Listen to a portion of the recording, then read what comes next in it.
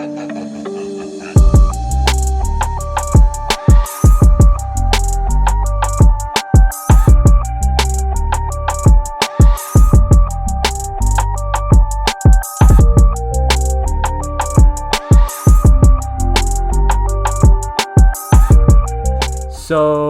this thing is so much better than the original one, and that was unexpected.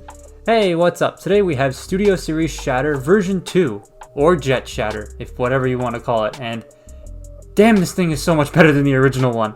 So Shatter, who appeared in Bumblebee, was a triple changer. She turned into a Plymouth GTX and a Harrier jet.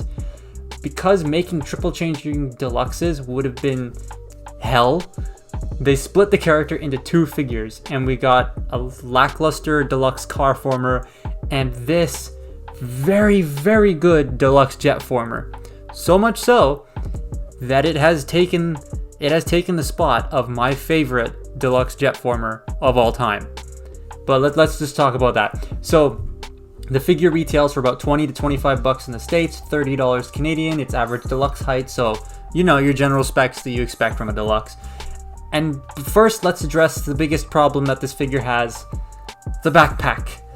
So movie toys have a tendency of having a lot of the vehicle mode on their back, especially the deluxes, because it's just very hard with budget constraints and all of that to be able to engineer something like this, which has mainly a car mode motif on the front because of the way that the chest is designed, to turn into a jet. It's just like, it's very hard at this price point and this scale.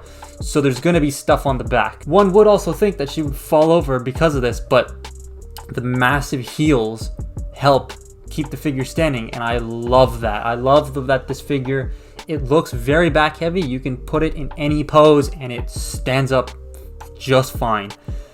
Shatter here has a lot of torso detail. The landing gear on the belly is a really good touch. The fact that her chest is the car grille, it does a much better job than the 1.0, because the 1.0 actually used the car chest and it didn't misshape itself like it does here. This just looks so much better and so much more accurate, and even the feet are so much better. Just overall, this is a huge improvement over the 1.0's design, and I'm all for this figure. The back, as I mentioned, is obviously, you don't look at the back. Don't look at that. It's not pretty.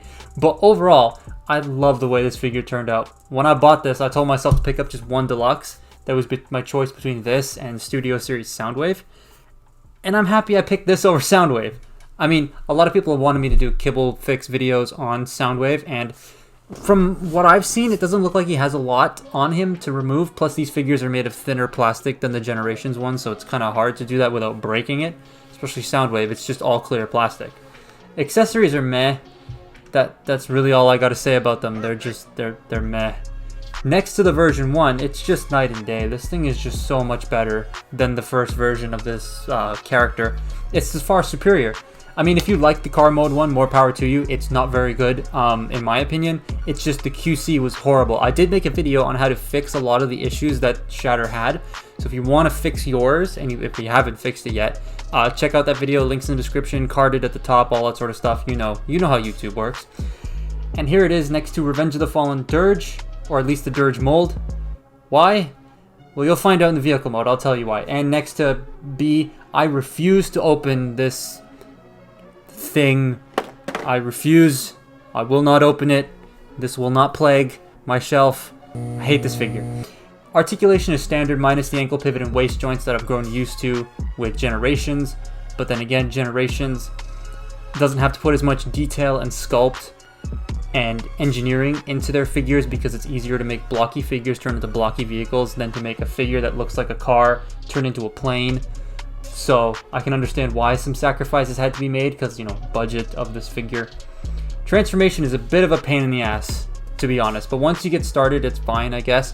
One cool thing I want to talk about the transformation, out of the box, I totally forgot to film this, but out of the box, the instructions show you how to transform the figure from the mistransformed state in the box to normal robot mode, which I really like. I think that's an amazing touch, and they need to include that on more and more figures that are heavily mistransformed right out of the box. The jet mode is just terrific. I love the design of Harrier jets. It's my second favorite jet design after the SR-71, so I really like this. I mean, yes, there's some underjet kibble, but you're never gonna escape the underjet kibble. It's just, I mean, MPM Starscream has underjet kibble, so you're gonna get that on every jet mode, and that's fine. I don't mind it. Now, this could use more paint. The jet was more red in the film, but for the most part, I like the way this jet looks. And like I said, it's a Harrier jump jet. No idea exactly what model of Harrier jet it is. I'm not that big into airplanes, but it's still a cool looking Harrier jet. One of the cool features this thing actually has is the ability to do vertical takeoff. The engines at the back move, which is awesome. She only does vertical like takeoff thing once in the movie, but it's a nice feature to have. And again, I have absolutely no clue what this jet is, but it looks really cool. Compared to the car mode, and fuck this thing. It ain't great. I'm not finished. It doesn't want to cooperate. I'm not finishing transforming this. But next to the most similar plane I have in my collection, the Dirge mold, it fits in very well. Fun fact, the Dirge mold was my favorite jet former. It's just so wacky and weird that I just loved it. This, though, beats it, in my opinion. This is way better, even though the Dirge mold is a lot heavier than Shatter. But that's, again, inflation, rise of plastic costs, they use less plastic, it makes total sense. And next to me, and fuck this thing too, it's terrible.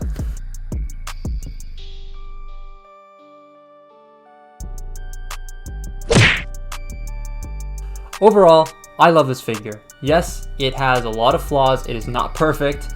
I mean, there's no ankle pivot, no waist joint, the backpack it's there, and the transformation's a bit of a pain in the ass, but I can kind of overlook those. I really like the way this looks. Shatter was one of the best parts about Bumblebee because her character was just really cool. It was a very, very nice and refreshing take on a movie Decepticon versus what we got with like gibberish speaking Shockwave. We got this, and it's just a nice breath of fresh air. Her and Dropkick. I still haven't found a car mode Dropkick like anywhere, so I want one of those to put next to this figure. But yeah. It's really nice. I like this thing a lot. Oh yeah, and you also get a backdrop. These are just gonna go in a box for me. I don't really care about them that much. But yeah, I would definitely recommend getting this. If you are torn between getting car shatter and jet shatter, buy the jet one. It is far superior. It looks so much nicer. I mean, if you like the Plymouth GTX and you really want one of those, then get the car one. But this one's far superior.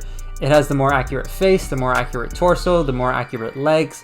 The arms are a bit meh. But yeah, overall, I like this quite a bit. So that has been my look at Studio Series Shatter version 2.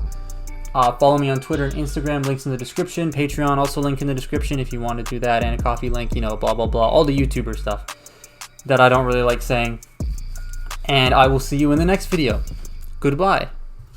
Also, rest in peace, Chadwick Boseman. You will be missed. That is such a shame.